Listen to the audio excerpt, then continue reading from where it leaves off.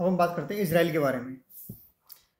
देखिए, इसराइल के बारे में जो सीबीएसई ने ये न्यूली जो ऐड किया है इस टॉपिक को, उसके बारे में ये सीबीएसई ने डाला हुआ है इस यूनिट के बारे में। ये जो टॉपिक ऐड किया है इसराइल, क्या हमको इसमें स्टडी करनी है।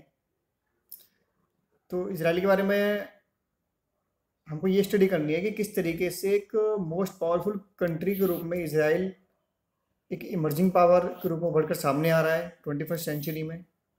किस तरीके से ये साइंस और टेक्नोलॉजी, डिफेंस, इंटेलिजेंस, इकोनॉमी, ठीक है, सभी में ये बहुत तेज़ी के साथ में एक बड़ी पावर के रूप में उभर कर सामने आ रहा है। देखिए, सबसे बड़ी बात यह है कि इसराइल का भी हम मैप देखेंगे, कितना छोटा सा कंट्री है और कितना उसने संघर्ष झेले हैं, और उसके बाद ये एक बड़ी पावर के रूप में उभर कर सामने आया है।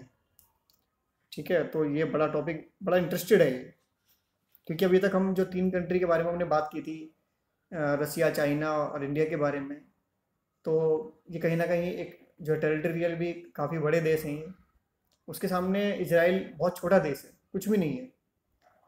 और उसके बाद इसने इतने स्ट्रगल, इतना संघर्ष इसने झेला है। ठीक है, और किस तरीके से वेस्ट एशियन की कंट्रीज़ में बर्निंग पॉलिटिक्स जो मिडिल है, मिडिल में आता है। ठीक है, तो हम इस सब के बारे में इस चैप्टर में हम देखेंगे। Technological innovation, industrialisation, agriculture development, हर फील्ड में ये बहुत तेज़ी के साथ उभर कर सामने आया है। ठीक है, यहाँ पर जो ये कंट्री किसके लिए, जूइश लोगों के लिए है। ठीक है, जूइश जोइनिस्ट नेशन के रूप में ये बना है 1947 में। समझ सबके बारे में इस टॉपिक में इस टॉपिक के बारे में अभी हम डिस्कस करेंगे। तो ये इसका ज्योग्राफिकल है कुछ। तो देखिए, इसके बारे में डिस्कस करने से पहले हम थोड़ा इसका मैप में देख लेते हैं कि ये है कहाँ पर। तो ये आता है मिडिल में, आता है ये मिडिल ईस्ट। ये वाला जो है ये ईस्ट पार्ट माना जाता है इसको। ठीक है, ये वेस्ट है, और यहाँ पर जो है इसको मिडिल वाला पार्ट इसको माना गया है। यहीं पर ही जो इसराइल है ये है। ठीक है, तो मिडिल ईस्ट का जो मैप है उसको हम देख लेते हैं, ये है कहाँ पर। मिडिल ईस्ट का जो पॉलिटिकल मैप है, इसमें ये सारे जो हैं ये अरब कंट्रीज़ हैं मेजरली। जैसे ये सऊदी अरब है, सूडान है, इजिप्ट है, ईरान है, ये इराक है। ठीक है, तो हमें इसमें जो फोकस करना है, मेनली हमें करना है इसराइल पर। तो इसराइल कहाँ पर है, ये है इसराइल। ठीक है, ये छोटा सा देश ही है इसराइल।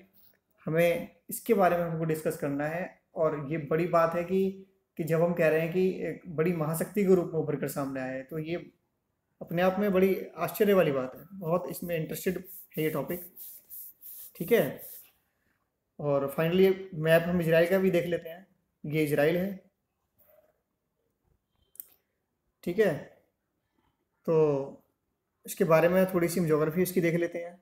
तो देखिए, ये है वेस्ट बैंक, क्योंकि ये सारे अभी हम जब टॉपिक पर डिस्कस करेंगे तो ये सारे वर्डिंग्स आएंगे इसके बारे में। ये गोलन है, ये गाजा स्ट्रिप है, गाजा है ये। ठीक है, ये इसका ये जो छोटा सा पार्ट है, ये इसकी जो ज़्यादा जो बाउंड्री है ये इसराइल से लग रही है, और ये छोटी सी बाउंड्री इसकी इजिप्ट से लग रही है। ठीक है, ये गाजा है। तो इस तरीके से इसराइल और पैलेस्टाइन वाला जो ये पार्ट है, ये पहले ये ऑटोमन एम्पायर का पार्ट हुआ करता था लेट 19वीं सेंचुरी में। ये यूरोप में नेशनलिज्म जो आया, नेशनलिज्म की जो भावना का जो विकास हुआ, ठीक है, तो उसमें यूरोपियन कंट्रीज़ में यूनिफिकेशन का प्रोसेस जो है शुरू होता है। ये सब हम पहले हिस्ट्री में पढ़ चुके हैं। ठीक है, जैसे कि इटली में हुआ, जर्मनी में हुआ, इन सब में नेशनलाइजेशन का प्रोसेस शुरू होता है। तो यही इसी तरीके का जो नेशनलाइजेशन है ये जूइश लोगों में भी आने लगा है। ठीक है, तो इसमें एक फिलोसफर थे थियोडोर हर्जल, तो उनका बड़ा रोल प्ले रहा इसमें।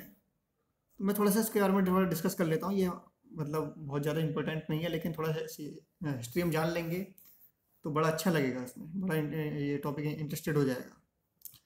ठीक है, तो ज्यूइश नेशन या जॉइनिज्म या जॉइनिस्ट इसको बोला जाता है, तो उस मूवमेंट में इनका बड़ा रोल प्ले रहा, थियोडोर हर्जल का।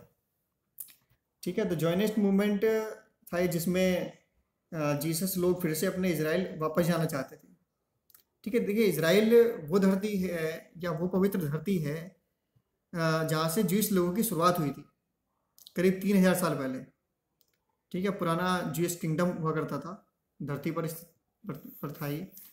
ठीक है, ये ज्यूइश धरती पर था, मतलब ये जो इजराइल की हम बात कर रहे हैं।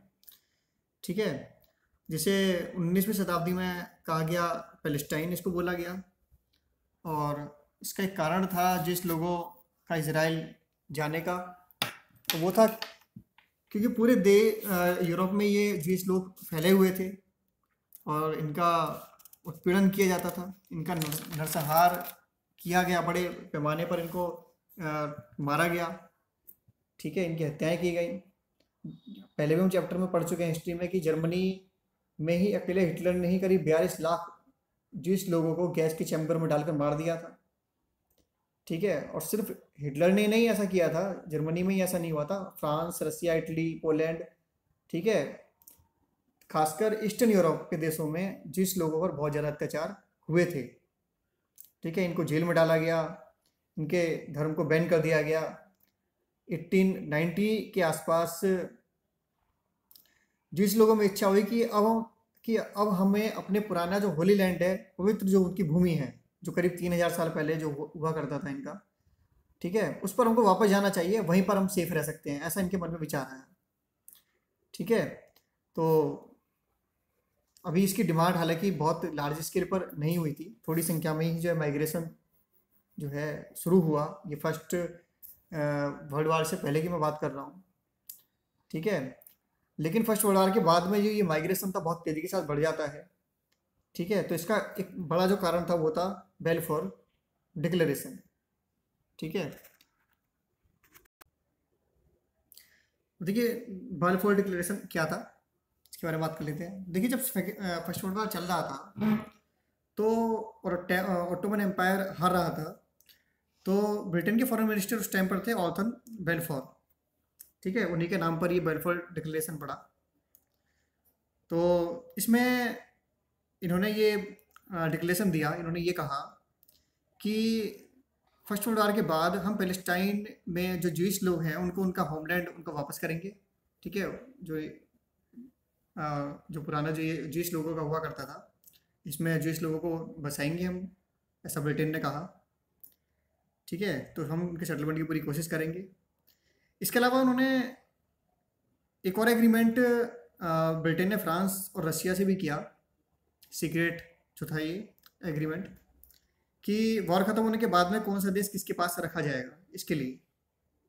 ठीक है, फर्स्ट वर्ल्ड वार ख़त्म होने के बाद, तो जिसमें पैलेस्टाइन को यूके ने अपने पास रखने की बात की। इसके अलावा सीरिया और जॉर्डन जो है वो फ्रांस को दे दिए, और कुछ इलाका जो है टर्की का वो रसिया को दे दिया। ठीक है, तो इस तरीके का सीक्रेट एग्रीमेंट भी साथ साथ करते हैं।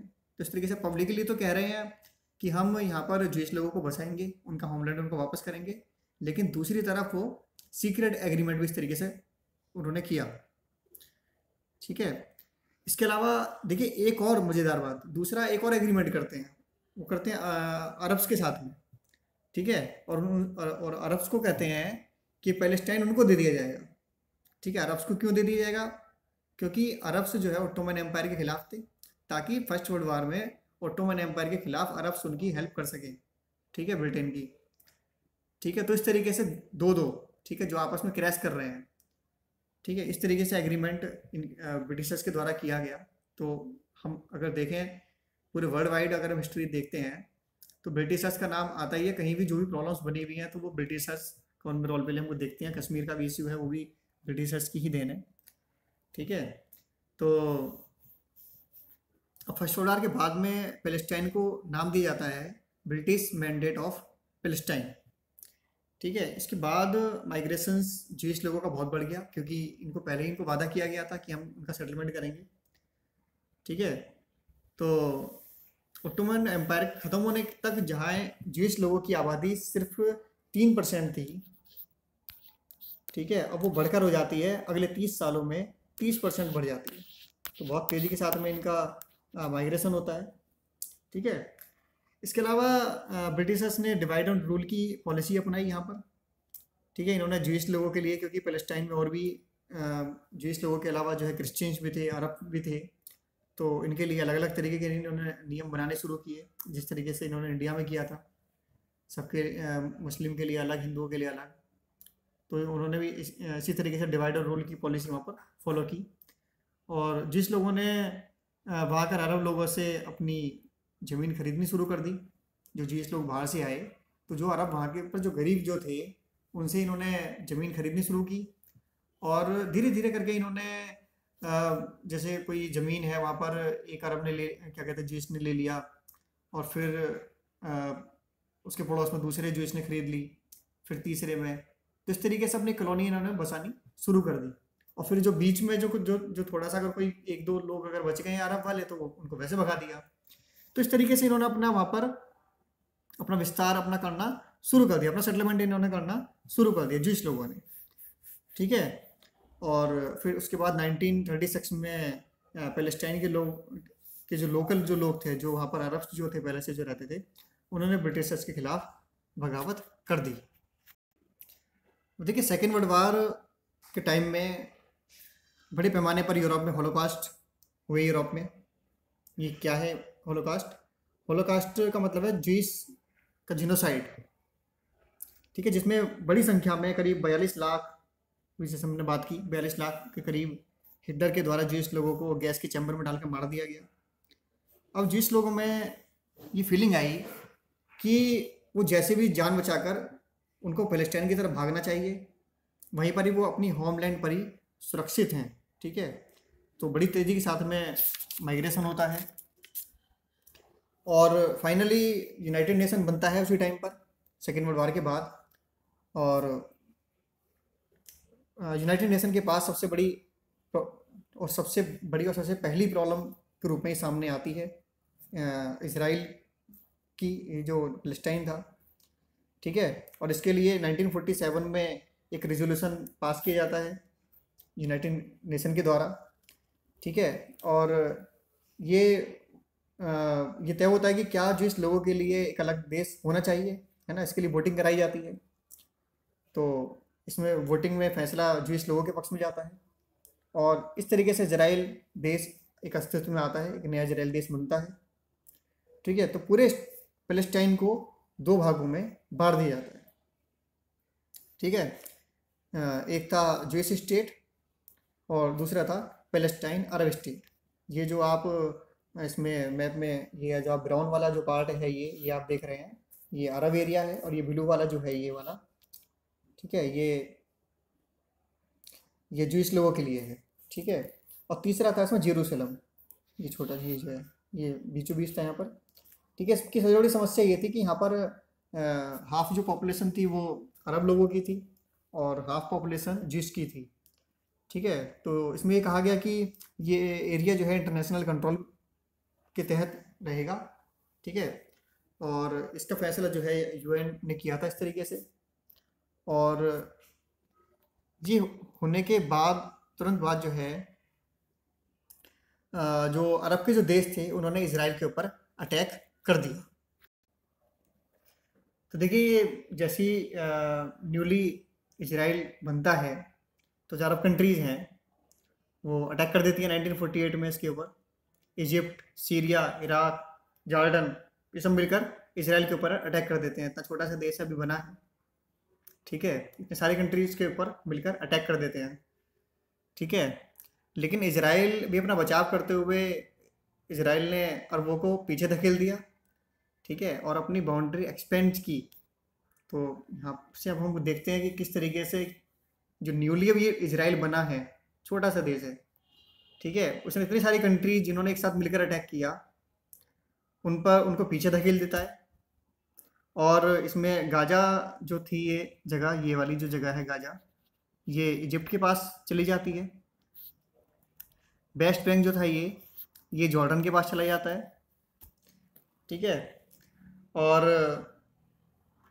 देखिए मज़ेदार बात ये है कि ये जो येलो वाला जो एरिया हम देख रहे हैं, ये 1947 में जो यूनाइटेड नेशन के द्वारा जो इजराइल बनाया गया था, तो ये ओरिजिनल इनको ये लैंड दी गई थी इजराइल को। ठीक है, यूनाइटेड नेशन के द्वारा ये ओरिजिनल इसराइल था, ये जो येलो वाला पार्ट है। इस लड़ाई में जो ये अटैक कर देते हैं इनके ऊपर, इसराइल के ऊपर, तो इसराइल अपना जो एरिया है वो एक्सपेंड करता है। ये वाला एरिया जो है, ये जो आप देख रहे हैं, ये सारा एरिया इसराइल ने जीता। ये वाला जो एरिया है, मतलब ये अपनी बाउंड्री और बढ़ा लेता है, यहाँ जेरूशलम तक, यहाँ तक पहुँच जाता है। ठीक है, तो इस तरीके से इस लड़ाई में उसको और उल्टा फ़ायदा होता है इसराइल को। ठीक है, तो इस तरीके से पैलेस्टाइन वाला जो पार्ट था, जो यूनाइटेड नेशन ने पैलेस्टाइन को दिया था, उसके करीब 50% पार्ट पर इसराइल अपना कब्जा कर लेता है। ठीक है, और ये जेरूशलम है। ठीक है, तो इस लड़ाई में इसको फ़ायदा ही होता है। इसके बाद बात कर लेते हैं 6 डे वॉर के बारे में। 1967 में हुई थी ये, बहुत पॉपुलर है ये सिर्फ 6 दिन चला था ये युद्ध, और इसी वजह से इसको 6 डे वॉर बोला जाता है। देखिए हुआ क्या था, इजिप्ट ने इसराइल की बाउंड्री पर अपनी मिलिट्री तैनात कर दी। ठीक है, अब इससे पहले कि इजिप्ट अटैक करता, इसराइल ने फर्स्ट अटैक कर दिया, मतलब उसको एक बड़ा झटका दिया इजिप्ट को। ठीक है, तो इस वॉर में इसराइल ने इजिप्ट, जॉर्डन और सीरिया को इनको बुरी तरह से हराया। और इसराइल ने जो ये गोलन है, ये सीरिया से छीन लिया। गाजा जो था ये इजिप्ट से छीन लिया। ठीक है, और सिनाई पेनिनसुला ये पूरा पार्ट जो कि इजराइल से भी बड़ा है, इसको पूरे को एनेक्स कर लेता है, पूरा जीत लेता है इजिप्ट से। ठीक है, और वेस्ट बैंक जो है ये जॉर्डन से छीन लेता है। तो इस तरीके से सिर्फ 6 दिन के युद्ध में, 6 डे वॉर में, ये अपना एरिया ट्रिपल कर लेता है, 3 गुना कर लेता है। ठीक है, हालांकि कुछ बाद में एग्रीमेंट हुए जिसके तहत इसने ये जो एरिया था ये जो है वापस कर दिया जाता है। सिनाई पेनिनसुला ये वापस कर दिया जाता है इजिप्ट को। और लेकिन गाजा और वेस्ट बैंक जो है ये इजराइल के पास ही रहे। तो इस तरीके से मतलब इमेजिंग है कि किस तरीके से वो सिर्फ 6 दिन के वॉर में इसको इतना बड़ा एरिया जो है वो एनेक्स कर लेता है, इतने सारी कंट्रीज से एक साथ मुकाबला करता है। देखिए आप खुद समझ सकते हैं कि इसराइल किस तरीके से एनेक्स करने के बाद में इजिप्ट या सीरिया पर जॉर्डन पर क्या बीत रही होगी। तो होता क्या है फिर 1973 में इजिप्ट और सीरिया जो है अपना जो खोया हुआ जो हिस्सा था उसको वापस पाने के लिए इसराइल पर अटैक कर देते हैं। और इसमें इसराइल को शुरुआत में इनिशियली काफ़ी लॉस होता है, और इसराइल को काफ़ी पीछे धकेल देता है इजिप्ट। और लेकिन बाद में इसराइल ने अपना जो है रिकवर कर लिया कुछ टाइम बाद। कुछ टाइम चला था ये जो वॉर थी। तो इस लड़ाई का नतीजा ये हुआ कि इजिप्ट जो था वो बातचीत के लिए तैयार हो गया। तो इसके बाद फिर 1978 में कैंप डेविड एकॉर्ड होता है। इसमें ये एग्रीमेंट साइन होता है कि जो सिनाई जो था वो इजिप्ट को वापस कर दिया जाएगा। ठीक है, और बदले में इजिप्ट इसराइल को रिकॉग्निशन देता है, मान्यता देता है। अब आपको लगेगा कि ये जो रिकॉग्नाइजेशन है इसका क्या मतलब है, ये तो डॉक्यूमेंट्री है, मतलब इससे इसराइल को क्या मिला। देखिए उससे पहले तक जो है कि ये फर्स्ट कंट्री था इजिप्ट जिसने इसराइल को रिकॉग्निशन दी थी। उससे पहले तक अरब कंट्रीज ये कहते थे कि उसको एग्जिस्ट ही नहीं करते थे, कि इसराइल को मानते ही नहीं थे कि ये कोई कंट्री है। ठीक है, वो मानते ही नहीं थे इसको। तो इसराइल जो है वो पहला ऐसा देश था जिसने इसराइल को रिकॉग्निशन दी। तो ये इसराइल के लिए एक बड़ी डिप्लोमेटिक जीत थी। देखिए एग्रीमेंट तो साइन हो गया, लेकिन इसराइल ने जो पैलेस्टाइन के जो लोग थे उनके प्रति जो दमनकारी जो नीति थी, ठीक है, वो जारी रखी, और उनके उनके जो राइट्स थे वो नहीं दिए। वेस्ट बैंक में मिलिट्री कंट्रोल रहा, ठीक है। तो इन्हीं सब के खिलाफ जो था, जो पैलेस्टाइन के जो लोग थे, खास तौर पर जो पीएलओ, देखिए पैलेस्टाइन के जो लोग थे उन्होंने काफ़ी सारे ऑर्गेनाइजेशन ऐसे बना रखे थे प्रोटेस्ट के लिए, पीएलओ उसमें से प्रमुख था। तो इस तरीके के ऑर्गेनाइजेशंस ने जो है प्रोटेस्ट किए, बॉयकॉट किए, काफ़ी वायलेशन वहाँ पर हुई, बम फेंके गए, ठीक है। तो ये सारा कुछ चलता रहा, करीब 6 साल तक ये चला इंतिफादा, फर्स्ट इंतिफादा इसको बोला जाता है।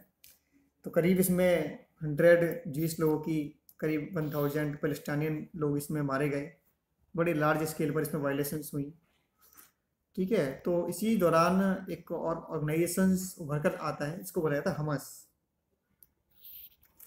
ठीक है। ये बड़ा ही नेशनलिस्ट और एक्सट्रीमिस्ट था ये, जो एक टेररिस्ट एक्टिविटीज़ अपनाने वाला, ठीक है। ऐसा इस तरीके का ऑर्गेनाइजेशन उभर कर सामने आता है। देखिए इन सब वायलेशंस के बीच इनकी सीक्रेट निगोशिएशंस भी होती रहती है ओसोलो में। ओसोलो कहाँ पर है? नॉर्वे में है ये। तो उसके बाद फाइनली इनकी जो निगोशिएशंस है उसके बाद में फाइनली इनके बीच में एक एग्रीमेंट होता है। ये वाशिंगटन में हुआ था, ये ओसोलो एकॉर्ड जो था ये, ठीक है। इजराइल और पीएलओ के बीच में हुआ ये। उसमें हुआ ये कि इस एग्रीमेंट में पीएलओ के द्वारा इजराइल को रिकॉग्निशन दी गई, ठीक है। पीएलओ ने ये मान लिया कि इजराइल एक स्टेट है, एक देश है, ठीक है। और तो ये जो एग्रीमेंट था कहाँ पर साइन हुआ था? इसमें वाशिंगटन डीसी, ठीक है। इसके अलावा इसमें इजराइल ने पीएलओ को जो पैलेस्टाइन के जो लोग थे उनका रिप्रेजेंटेटिव मान लिया। पहले, इससे पहले तक पीएलओ को एक टेररिस्ट ऑर्गेनाइजेशन इसको माना जाता था, ठीक है। ये किसी पीएलओ क्या था? ये टेररिस्ट ऑर्गेनाइजेशन था, ठीक है। बहुत सारे देशों ने इसके ऊपर बैन भी लगा रखा था पीएलओ पर। और तो इस तरीके से इजराइल ने अब इसको मान लिया कि ये पीएलओ जो है ये रिप्रेजेंट करता है पैलेस्टाइन को, ये उनका पैलेस्टाइन के लोगों का ये कोई ये जो रिप्रेजेंट करता है। तो इस समझौते का जो मूल था, देखिए ये था कि अभी हम 5 साल तक हम स्थिरता रखेंगे, ठीक है, स्टेबल रहेंगे, पीस मेंटेन करके रखेंगे। उसके बाद कोई जो समाधान का कोई रास्ता निकालेंगे, ठीक है। तो ये जो ये एग्रीमेंट साइन किया था ये इसके ओरिजिन में था। और इसके अलावा जो वेस्ट बैंक और गाजा स्ट्रिप जो थी उसमें ये माना गया कि पैलेस्टाइन अथॉरिटी के थ्रू वहाँ पर एक सेल्फ गवर्नेंस होगी, ठीक है। लिमिटेड सेल्फ गवर्नेंस यहाँ वेस्ट बैंक और गाजा में होगी, ऐसा इस एग्रीमेंट के थ्रू ये सारी चीज़ें रखी गई। ये देखिए जो ओसलो एकॉर्ड था ये कहाँ हुआ था? ये अमेरिका में हुआ था, ठीक है। ये हैं बिल क्लिंटन अमेरिका के प्रेसिडेंट, और ये पीएलओ के नेता हैं यासिर अराफात, और ये इजराइल के पीएम येदजिन रोबिन, ठीक है। तो ये बड़ा फेमस फ़ोटो था ये। तो इस तरीके से एक उम्मीद जगती है कि अब चलिए कुछ इनका जो कोई सॉल्यूशन निकलेगा इसका, ठीक है। तो ये इस तरीके से एग्रीमेंट साइन होता है। अब देखिए जो बातचीत शुरू हुई थी तो लग रहा था कि कुछ समाधान इसका कुछ निकलेगा, किसी सॉल्यूशन पर पहुंचेंगे। लेकिन 2000 में, वर्ष 2000 में, ठीक है, बातचीत फेल हो जाती है, क्योंकि दोनों ही पक्ष जो थे वो किसी भी फाइनल नतीजे पर नहीं पहुंच पाते हैं। और इसके बाद में और बातचीत जो थी वो पटरी से उतर जाती है, और इसके बाद आज तक इनके बीच में कोई फाइनल नहीं हो पाया है। आज तक कोई इनका इसका समाधान निकल भी नहीं पाया है, ठीक है। तो इसी के साथ शुरुआत होती है सेकंड इंतिफादा की। हमने फर्स्ट इंतिफादा की बात की थी, वायलेशन हुए थे उसमें, इसी तरीके से सेकंड इंतिफादा की शुरुआत होती है। 5 साल चलता है ये भी, बड़े पैमाने पर, इसमें बड़े लार्ज स्केल पर इसमें वायलेशन होते हैं। इसका जो प्राइमरी जो कॉजेस था वो था, तो ये होता क्या है, इसराइल के जो प्रेसिडेंट थे युद्ध बराक, वो जुइस वो 1000 सैनिकों के को लेकर जो है टेम्पल माउंट पहुंच जाते हैं। टेम्पल माउंट क्या था कि जूइस और मुस्लिम लोगों का एक ये होली पैलेस है। ठीक है, तो वो वहाँ पर पहुंच जाते हैं। तो इससे पैलेस्टाइन के जो लोग थे उनका गुस्सा फूट पड़ता है। ठीक है, और यहीं से वायलेशन की शुरुआत हो जाती है। ठीक है, तो फर्स्ट इंतफादा से ज़्यादा इसमें वायलेशन होती है। करीब 1000 जीस लोग इसमें मारे जाते हैं। ठीक है, करीब 3200 पैलेस्टाइनियन लोग इसमें मारे जाते हैं। बड़े लार्ज स्केल पर इसमें टेररिस्ट अटैक होते हैं। ठीक है, बॉम्बिंग होती है कंटिन्यूसली। इसराइल पर जो है बमबारी बॉम्बिंग होती रहती है, ख़ासतौर पर बसों में। तो ये एक लगभग डेली की जो टेररिस्ट एक्टिविटीज़ वहाँ पर होने लगी थी। तो और पब्लिकली इसको जो है क्या कहते हैं, जो सिविलियंस थे उसको उनको जो निशाना बनाया जाता था। जबकि ये है यूनाइटेड नेशन के जो कन्वेंशंस हैं उसके अकॉर्डिंगली ये है कि वॉर के में जो है जो सिविलियंस हैं उनको उनको टारगेट नहीं किया जाएगा। लेकिन यहाँ पर इसराइल के द्वारा भी और पैलेस्टाइन के द्वारा भी सिविलियंस को लगातार इसमें टारगेट किया जाता रहा। तो देखिए इस तरीके से जो वायलेशन थी ये होती रहती है। करीब ये जो है 5 साल चली। तो इसके बाद अब जो जो लीडर्स थे उनकी जो थिंकिंग थी और पॉलिसीज़ थी इसमें थोड़ा चेंज आता है। अब इनको समझ में आता है, इसराइल के जो लीडर्स थे अब वो उनको समझ में आया कि भाई ये जो कॉन्फ्लिक्ट है इसको हम ना तो अगले कुछ सालों में ना तो इसको हम ख़त्म कर सकते हैं ना इसको सॉल्व कर सकते हैं। तो इसको मैनेज करने पर ध्यान देना होगा। ठीक है, तो मैनेजिंग की तरफ इनका ये डाइवर्ट होते हैं। इसके अलावा जो पॉलिटिक्स में जो राइट वर्ड शिफ्टिंग होती है। ठीक है, पहले जो लीडर्स थे वो कहते थे कि पैलेस्टाइन के साथ में हम एग्रीमेंट करेंगे, कुछ ना कुछ कोई समाधान निकालेंगे। लेकिन अब ये कहा जाने लगा, अब जो लीडर्स थे वो ये कहने लगे कि हम पैलेस्टाइन को हम नक्शे से हटा देंगे। ठीक है, उसका नाम निशाना हम ख़त्म कर देंगे। और इसराइल में जो गाजा से जो जूइस लोग वहाँ रह रहे थे, गाजा स्ट्रिप में जो लोग जो इजरायली जो फोर्सेस थी या सिविलियंस जो इसराइल के जो रह रहे थे गाजा में, उनको वहाँ से विड्रॉल कर लेता है, उनको वापस बुला लेता है 2005 में। इसके बाद को वापस बुलाने के बाद में जो हमस जो ये टेररिस्ट ऑर्गेनाइजेशन था ये और ज़्यादा प्रभावशाली हो जाता है, ज़्यादा इन्फ्लुएंस हो जाता है 2006 में या उसके बाद। ठीक है, अब देखिए इसके इन्फ्लुएंस होने के बाद जो हमस जो था ये टेररिस्ट ऑर्गेनाइजेशन ये इजराइल पर काफ़ी जो है रॉकेट दागता है। ठीक है, और इसके बाद में इसराइल ने जो एक गाजा स्ट्रिप थी इसको ब्लॉक कर देता है। ठीक है, इसका ब्लॉकेट कर देता है। और इसके ब्लॉक करने के बाद में जो है गाजा की हालत काफ़ी ख़राब हो चुकी है।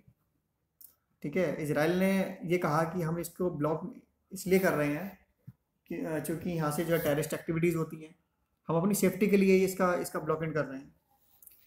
ठीक है, लेकिन और उसमें उसने जगह जगह पर जो है चेक पॉइंट्स उसने लगाए हुए हैं इसराइल ने। कोई भी चीज़ वहाँ पर जाती है तो उन चेक पॉइंट्स पर पहले चेक होती है, उसके बाद ही वो गाजा स्ट्रिप में जा सकती है। और लेकिन होता क्या है कि जो यूएन से जो वहाँ पर जो फूड्स वगैरह या और जो हेल्प के लिए जो चीज़ें आती हैं उनको भी चेक पॉइंट्स पर रोक दिया जाता है इसराइल के द्वारा। तो इस तरीके से गाजा की हालत बहुत ज़्यादा ख़राब हो चुकी है। ह्यूमन इंडेक्स डेवलपमेंट अगर हम देखें तो वहाँ का बहुत डाउन हो चुका है गाजा का। तो इस तरीके से उसके बाद वहाँ पर 2008 में, 2012 में, 2014 में 3 वॉर उसके बाद हो चुकी हैं उसके बाद भी, और जिसमें गाजा को जो है काफ़ी नुकसान झेलना पड़ा है। वहाँ पर काफ़ी बमबारी की है इसराइल ने गाजा में, और गाजा का जो इंफ्रास्ट्रक्चर था काफ़ी जो है वो तबाह हो चुका है। हमस ने गाजा पट्टी में जो गाजा स्ट्रिप है वहाँ पर जो है काफ़ी जो टनल्स बना लिए हैं।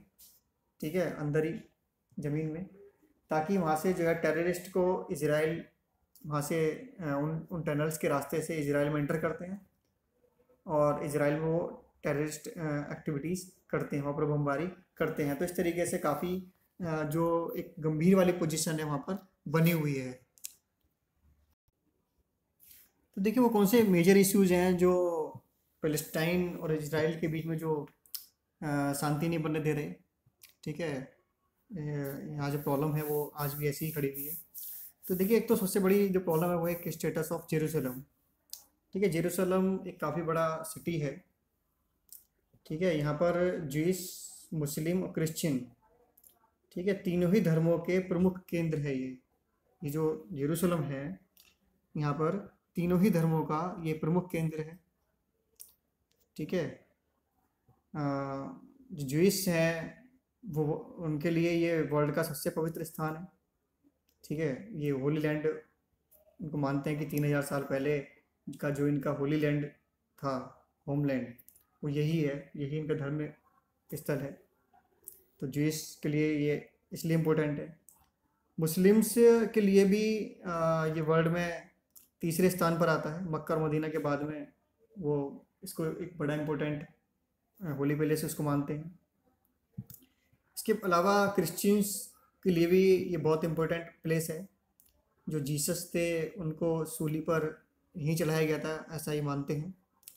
ठीक है, तो ये जो टेम्पल माउंट जो है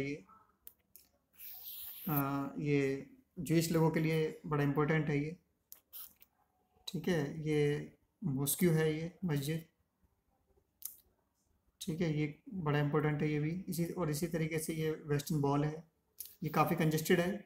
यहाँ पर सिर्फ अंडरग्राउंड एक्सेस की ही के लिए यहाँ पर जो परमिशन दी हुई है, और इसको इसराइल ने यहाँ पर ये ब्लॉक किया हुआ है। यहाँ पर जो जूइश लोग हैं उन्हीं को ही ये उन्हीं का प्लेस है, और वही उनको ही क्या कहते हैं, उनके लिए ही ब्लॉक किया हुआ है, उनको ही यहाँ पर रिस्ट्रिक्शंस लगाई हुई हैं, ताकि कोई किसी तरीके का कोई कम्युनल वायलेंस यहाँ पर ना हो। ठीक है, तो इस तरीके से इजराइल जो है वो पूरी सिटी को कंट्रोल करता है। ठीक है, उसने 1967 के वॉर में इस पर कब्जा कर लिया था, जैसे कि हमने देखा अभी। और इजराइल कभी कभी जो है ये जो होली साइट्स हैं इन पर भी रिस्ट्रिक्शंस लगा देता है, और इजराइल ये मानता है कि जेरूसलम उसी की कैपिटल है। ठीक है, इजराइल की कैपिटल मानता है, ठीक है, जेरूसलम को, लेकिन इसको अभी तक इंटरनेशनली एक्सेप्टेंस इसको नहीं मिली है। ठीक है, और तो देखिए मेन जो इश्यूज़ हैं, इसके अलावा जो दूसरा इश्यू है वो है फ़िलिस्तीन के जो रिफ्यूजीज़ हैं, क्योंकि जो वॉर के टाइम में जो फ़िलिस्तीन के जो लोग थे, जो सीरिया, जॉर्डन, इजिप्ट में जाकर जो रिफ्यूजी के तौर पर जो रहने लगे, तो बड़ी संख्या है उसकी भी, करीब 50 लाख के आसपास है।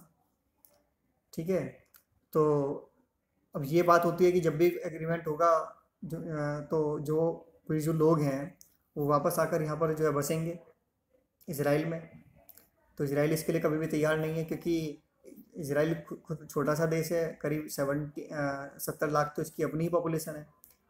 तो ये बड़ा इश्यू है कि 50 लाख लोग अगर वो आ गए तो इसके लिए, इसकी सिक्योरिटी के लिए बड़ा इश्यू होगा, बड़ा चैलेंज होगा। तो इस वजह से भी इसराइल इस बात के लिए एग्री नहीं है। इसके अलावा इसराइल में जो गाज़ा स्ट्रिप है, वेस्ट बैंक है, वहाँ से टेररिस्ट अटैक हो रहे हैं, कंटिन्यू अटैक हो रहे हैं। तो ये बड़ी बाधा है। जैसे कश्मीर का इश्यू है बना हुआ था, उसी तरीके का ये इश्यू है, उससे भी बड़ा इश्यू है ये। पाकिस्तान जिस तरीके से चीज़ें करता रहा, तो इसी तरीके से बड़ा ये कॉम्प्लिकेटेड इश्यू है जो ये सॉल्व नहीं हो पा रहा है। ठीक है, और इसराइल ने जो है जो मिलिट्री है उसने वेस्ट बैंक और गाज़ा को जो है ब्लॉक किया हुआ है। ठीक है, और इसराइल वेस्ट बैंक और जीसस लोग जो हैं उनको, जो जूइश लोग हैं उनको सेटल करने पर लगा हुआ है। ठीक है, हालांकि देखिए जो यूनाइटेड नेशन के द्वारा जो है वेस्ट बैंक फ़िलिस्तीन को दिया गया था, लेकिन इसराइल क्या कर रहा है, वहाँ पर अपने जो जूइश लोग हैं उनको सेटल कर रहे हैं। ठीक है, धीरे धीरे करके वहाँ पर जो तरह तरह के बहुत सारी उसने ऐसी जो है क्या कहते हैं प्रोग्राम बनाए हुए हैं, चलाए हुए हैं। बहुत सस्ती रेट में जो है उनको ज़मीनें वहाँ पर देता है जूइश लोगों को, और उनको तरह तरीके से जो है इनकरेज कर रहा है कि हम आपको इस तरीके से फैसिलिटीज़ देंगे, हम आपकी सिक्योरिटी के लिए हम पूरी तरीके से हैं। तो वहाँ की गवर्नमेंट जो है इस तरीके से ये चीज़ें कर रही है। तो इसके लिए इंटरनेशनली ऑब्जेक्शन इसके लिए हो चुके हैं। तो इसराइल का ये मानना है कि वहाँ पर अगर जिस लोग जाकर बस जाएंगे, तो जैसे ये स्टार्टिंग में कभी फर्स्ट वर्ल्ड वार के टाइम पर या उसके बाद में आकर इन्होंने धीरे धीरे आकर बसे थे और पूरा इसराइल इन्होंने बसा लिया था, तो उस तरीके से इनकी सोच यही है कि वेस्ट बैंक में हम जाकर अपनी पॉपुलेशन बढ़ा लेंगे, तो जब लोग वहाँ पर होंगे तो फिर एग्रीमेंट होगा फिर से, तो वेस्ट बैंक भी अपना, तो इस तरीके से ये चीज़ें हैं जो चल रही हैं। ठीक है, देखिए हमने ये सब के बारे में जो बात की वो इस वजह से की क्योंकि जब तक हमें इसराइल के बारे में हम पूरे तरीके से नहीं समझेंगे, नहीं पढ़ेंगे, नहीं हमको पता होगा कि इसराइल है क्या मेनली, तब तक हम उस जो आज की जो हम उसके डेवलपमेंट की हम बात कर रहे हैं तो वो हम नहीं समझ पाएंगे। ठीक है, कि हम क्यों, हम कैसे हम बात कर रहे हैं कि एक बड़ी सुपर पावर के रूप में एक छोटा सा देश उभर कर सामने आ रहा है। अब हमने उसके बैकग्राउंड को हमने जान लिया है, उसकी हिस्ट्री को हमने जान लिया है, उसके वहाँ पर क्या सिचुएशंस हैं, ठीक है, वहाँ पर क्या कौन सी प्रॉब्लम को जो है फेस करता रहा है इसराइल। ठीक है, हमने सबके बारे में जान लिया है, सबके बारे में हम जान चुके हैं, तो अब हमें आगे का रास्ता जो है वो बहुत आसान हमारे लिए हो गया है। ठीक है, तो हम इसके बारे में आगे देखते हैं क्या है। ठीक है, ये कुछ डेमोग्राफिक्स दिया हुआ है, तो ये जान लेते हैं। 2017 का डाटा है ये, जिसके अकॉर्डिंगली 6.5 मिलियंस, करीब 75% यहाँ पर जूइश लोग रहते हैं। ठीक है, जो पॉपुलेशन है यहाँ पर 1.8 मिलियन जो है वो अरब्स हैं, 21%। इसके अलावा यहाँ पर जो लाइफ एक्सपेक्टेंसी है वो भी काफ़ी अच्छी है, 82 ईयर। ठीक है, तो ये है। देखिए इसके अलावा इतने डिकेड से, इतने दशकों से जो युद्ध झेलने के बाद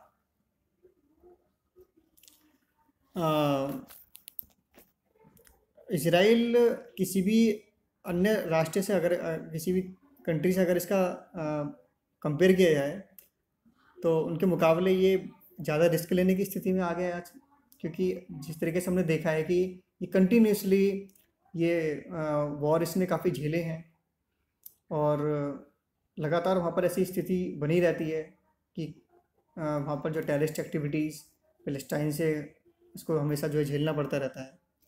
तो ये सारी स्थितियाँ इससे बहुत मजबूत बन चुका है। ठीक है, तो इजराइल ने देखिए इसके लिए अपने यहाँ पर कंपलसरी मिलिट्री जो है इसके जैसे इसने जो है कदम उठाए हुए हैं। यहाँ पर जो है हर सिटीजन्स के लिए ये कंपलसरी है कि वो मिलिट्री में उसको अपनी सर्विस देनी ही होगी।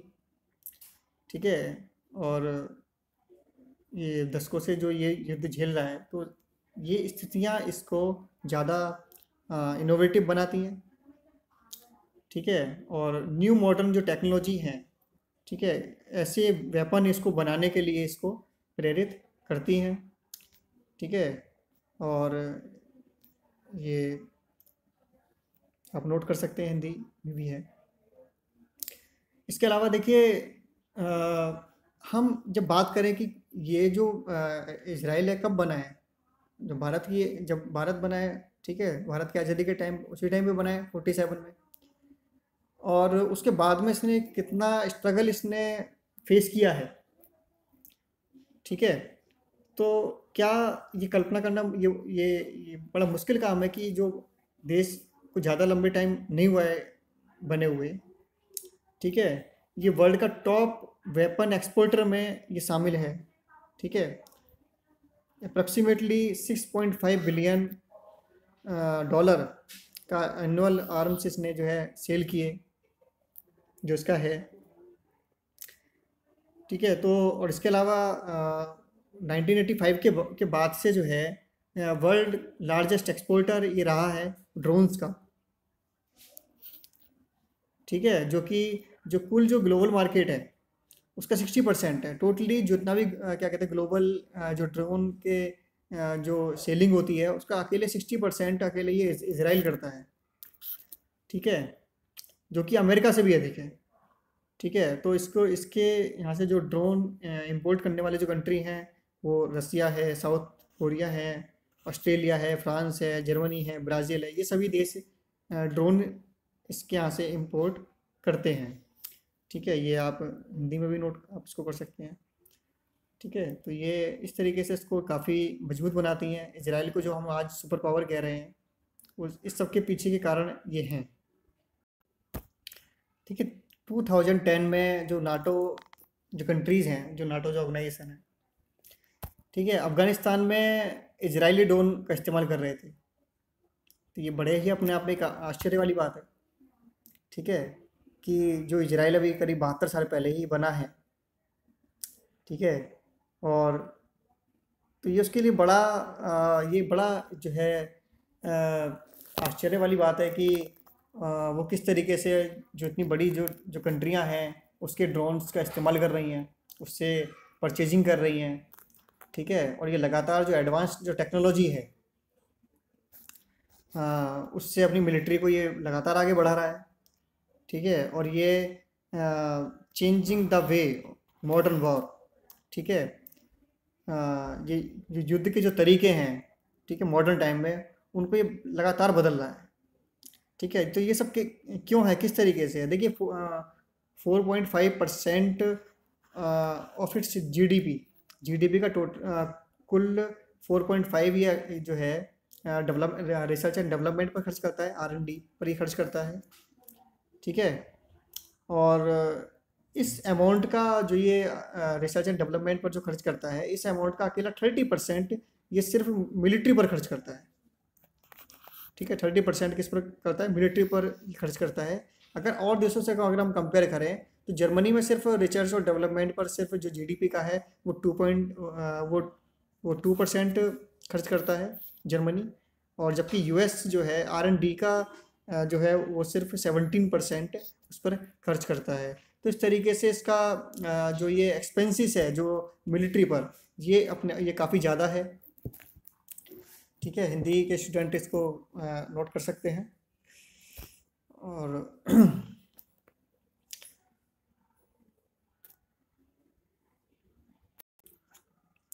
ठीक है, इजराइल इसके अलावा अपनी मिलिट्री में उसने जो रोबोट्स को बढ़ावा दिया है। ठीक है, क्योंकि जो कि इजराइल की जो एक जो स्ट्रेटजी है उसका एक बड़ा पार्ट है रोबोट्स का जो इस्तेमाल ही कर रहा है। देखिए, जो गाज़ा पट्टी है उस जगह पर, जैसे कि हमने बात की, वहाँ से टेररिस्ट जो है बड़ी लार्ज स्केल पर जो है घुसपैठ करते हैं, वहाँ से एंटर करते हैं। ठीक है, वहाँ पर उन्होंने टनल्स सुरंगें बनाई हुई हैं जगह जगह पर। तो ऐसी जगह पर सोल्जर्स का जाना बड़ा जो है खतरे का काम होता है। ठीक है, तो ऐसी जगहों पर रोबोट्स को आराम इजीली भेजा जा सकता है। उसका वो रोबोट्स का ऐसी जगहों पर इजराइल बड़े बहुत जो है बखूबी इनका इस्तेमाल कर रहा है। ठीक है, और तो रोबोट्स का इस्तेमाल इस तरीके से जो अपने दुश्मन को खोजने, उन पर हमला करने के लिए ये करता है। और इसके अलावा जो सोल्जर्स को जो है ब्रेक लेने की भी ज़रूरत होती है, उनको आराम की भी ज़रूरत होती है, फूड की, वाटर की, पानी की है ना, उनकी अपनी नीड्स हैं, उनकी अपनी लिमिटेशंस हैं। ठीक है, तो अ, ऐसे चैलेंजेस में जो है वो नई नई टेक्निक्स का इस्तेमाल करके, ठीक है, जैसे यहाँ पर हमने रोबोट्स की बात की, तो उनका इस्तेमाल करके वो इन सारी प्रॉब्लम्स को जो है चैलेंज कर रहा है। ठीक है, और लगातार जो है एक बड़ी सुपर पावर के रूप में हमको देखने के लिए सामने आ रहा है। देखिए, इसके अलावा मिलिट्री पावर में इसके जो एरो एंटी मिसाइल प्रोग्राम है, ठीक है, ये 2000 में, वर्ष 2000 में इजराइल ने इसको रिसीव किया इसको। ठीक है, तो इसके साथ ही जो है इजराइल पहला देश जो इसने ये 2000 में ये मिसाइल जो बनाई है। ठीक है, तो पहला देश ऐसा बन गया है जिसके पास वर्ल्ड में, है ना, जिसके पास मिसाइल्स को जो है, जो अगर कोई दूसरे देश से जो मिसाइल आ रही हैं तो उनको हवा में ही मार गिराने की क्षमता ये रखती हैं मिसाइल जिसने बनाई है। ठीक है, तो ये जो मिसाइल जो था arrow was a revolutionary idea. ठीक है। तो इसके लिए बड़ा फ़ायदेमंद है, क्योंकि देखिए आस पड़ोस के सभी देश इसके दुश्मन हैं। इसराइल पर कब सीरिया से, इराक से, है ना, ईरान से कब कौन सी मिसाइल आ जाए, कब कौन सी बैलिस्टिक मिसाइल छोटा सा देश है कहीं भी पहुंच सकती है इसराइल में। तो ये बड़ा इसके लिए जो है चैलेंज वाली स्थिति थी। तो इसराइल ने ये महसूस किया, ये उसको लगा कि खुद की सुरक्षा के लिए उसने किस तरीके का जो है उसके पास ये वेपन होनी चाहिए, मिसाइल होनी चाहिए, ठीक है, ताकि वो उसको फेस कर सके।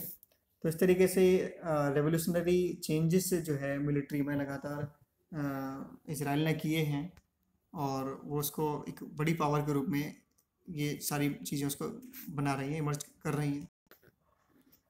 इसके अलावा देखिए मिनी स्पाई सेटेलाइट्स हैं, ठीक है। 1988 में इसराइल ने अपनी फर्स्ट स्पाई सेटेलाइट उसने जो है लॉन्च किया, ठीक है। और इसको लॉन्च करने के साथ ही जो है ये 8 देशों का जो क्लब है जो ये क्षमता रखते थे, ठीक है, जो इंडिपेंडेंट सेटेलाइट की क्षमता रखते थे, उन देशों के क्लब में ही शामिल हो गया, ठीक है। शुरुआत में हालांकि कुछ देशों के द्वारा इस पर शक किया जा रहा था कि कैसे एक इतना प्रॉब्लम उसको फेस कर रहा है, छोटा सा देश है, ठीक है, और अभी न्यूली बना ही है, कुछ ज़्यादा लंबा टाइम नहीं हुआ है। तो इसके ऊपर शक किया जा रहा था कि कैसे एक देश अपना खुद का जो है सेटेलाइट बना सकता है, उसको लॉन्च कर सकता है। लेकिन अगले सिर्फ 30 सालों में इसने जो है ये सब कर दिखाया, और इस तरीके से इजराइल एक सेटेलाइट सुपर पावर बन गया। और आज स्पेस में इसके 8 अलग अलग जो है 8 जो स्पाइस सेटेलाइट्स हैं वो काम कर रहे हैं, ठीक है। तो इस तरीके से मिलिट्री पावर में ये बड़ी ही इसने जो है रेवोल्यूशनरी चेंजेस किए हैं। और इसके ऊपर ये भी शक किया जा रहा है इजराइल के ऊपर, कुछ देश करते हैं कि इसने ये न्यूक्लियर वेपन पर भी काम कर रहा है, ठीक है। और ये चुप पर जो है न्यूक्लियर वेपन भी जल्दी बना लेगा, ऐसा इसके ऊपर शक किया जाता है। इसके अलावा देखिए इसने टॉप सीक्रेट टैंक भी इसने जो है बनाए हुए हैं, मरकवा टैंक, ठीक है। Is one of the Israel most top secret project, ठीक है, में आता है इसका, ठीक है। इसके जो सीक्रेट जो प्रोजेक्ट्स हैं उनका एक हिस्सा है। इस दुनिया में इस टैंक को जो है काफ़ी घातक टैंक में से एक माना जाता है। शुरुआत में देखिए इसने यूके से डिमांड की थी टैंक की, उसने मना कर दिया था। तो 1970 से इसने जो है इसके ऊपर काम करना शुरू कर दिया था, ठीक है। न्यूली जो इसका जो जो न्यूएस्ट मॉडल जो है वो मरकवा MK4 है, ठीक है, जो कि काफ़ी इफ़ेक्टिव है। और 40 मील जो है प्रति घंटे की इसकी जो है स्पीड है, और काफ़ी ये जो है मॉडर्न जो टेक्निक्स हैं उनसे लेस है।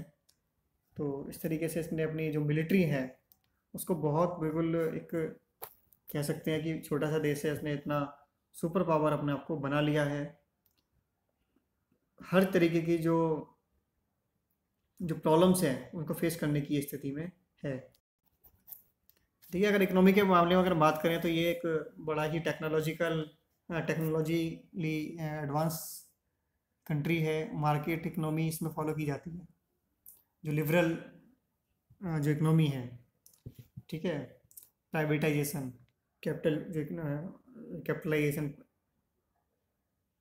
प्राइवेटाइजेशन यहाँ पर जो है फॉलो होता है। इसके अलावा देखिए इसने हर चाहे वो टेक्नोलॉजी है, चाहे वो साइंस का फील्ड है, ठीक है, इंडस्ट्री है, हर चीज़ में ये काफ़ी इनोवेटिव उसने जो है अपनी चीज़ें की हैं, अपने आप को मजबूत बनाया है। इसके अलावा जो मेडिटेरियन जो सी है उसमें भी इसने जो नेचुरल जो गैस है उसका जो है उसने वहाँ पर उसकी डिस्कवरी की है। और इस तरीके से एक बड़ा एक्सपोर्टर ये बन गया है, बड़े बाज़ार के रूप में ये नेचुरल गैस के लिए भी जो है एक बड़े बाज़ार के रूप में उभर कर सामने आया है।